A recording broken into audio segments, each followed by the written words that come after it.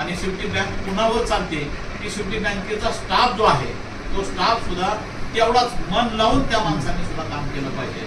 आपलं स्वतःचं अस्तित्व त्या बँकेमध्ये दाखवलं पाहिजे. आपलं ग्राहक आणि बँक हेच नातं आपलं स्वतःचं असलं पाहिजे.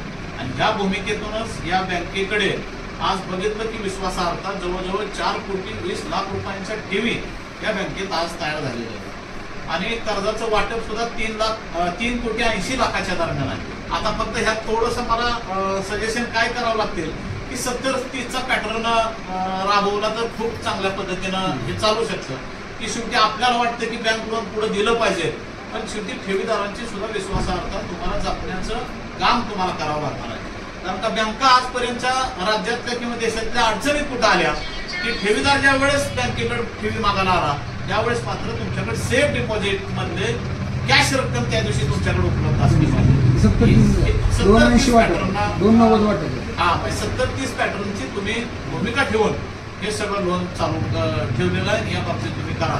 आणि बुडणीच्या बाबतीत सुद्धा या बँकेने छोटे छोटे उद्योग व्यवसायांना आज भरभराटीला आणायचं काम चालू केलेलं आहे. म्हणजे उदय कीर्ती बँक जे आहे की बेरोजगारांना, सुशिक्षित बेरोजगारांना संधी, वेगवेगळे उद्योग निर्मिती कशा पद्धतीनं करायची आणि व्यवसायात त्यांना त्यांचे कुटुंब उभा करण्याचं काम आज उदयदादांच्या माध्यमातून आज हे तर सगळं चालू आहे. हे पण आम्ही बघितलं. आणि त्याच पद्धतीनं उदयदादांचं बघितलं तर आपण राज्यभर त्यांचा आता एक राष्ट्रवादीचे नेते म्हणून एक चेहरा त्यांचा समोर सगळा आलेला आहे. अजितदादांच्या कॅलेंडरचं एक मध्यंतरी आपण जानेवारीमध्ये उद्घाटन केलं.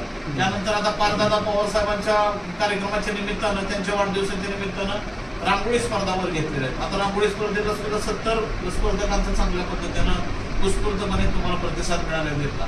तर रांगोळी स्पर्धा आम्ही ज्यावेळेस स्कोर बघायला गेलो सगळे पाहुणे कंपनी मिळून, शेवटी सामाजिक प्रबोधन या रांगोळी करत असलेल्या मुलींमधून सुद्धा आपल्याला बघायला मिळालं. म्हणजे हे सगळं करत असताना सामाजिक बांधिलकी जपण्याचं काम आज उदयदादांनी चांगल्या पद्धतीनं केलेलं आहे. आणि इथून पुढच्या काळामध्ये उदयदादांबरोबर आम्ही सगळेजण खांद्याला खांदा लावून काम करायला तयार आहे. आज महायुतीमध्ये आम्ही घटक पक्ष म्हणून मी स्वतः सदाभाऊंचा एक पदाधिकारी म्हणून काम करतोय. आणि त्याच अनुषंगाने अजितदादांचे सुद्धा सहकारी कार्यकर्ते म्हणून सुद्धा उदयदादांचं काम आहे. या माध्यमातून आम्ही सुद्धा या भागामध्ये जेवढं काय लोकांच्या अडीअडचणी आणि प्रश्न सोडवण्यासाठी जिथं जिथं आमची कधी गरज लागल त्या वेळेस आम्ही सर्वजण उभा राहू, एवढाच मी तुम्हाला सगळ्यांना आशीर्वाद देतो. आणि आज उदयदादांनी हे जे 2-3 उपक्रम ठेवले त्या उपक्रमाला आमच्या पूर्णपणे शुभेच्छा राहतील. धन्यवाद.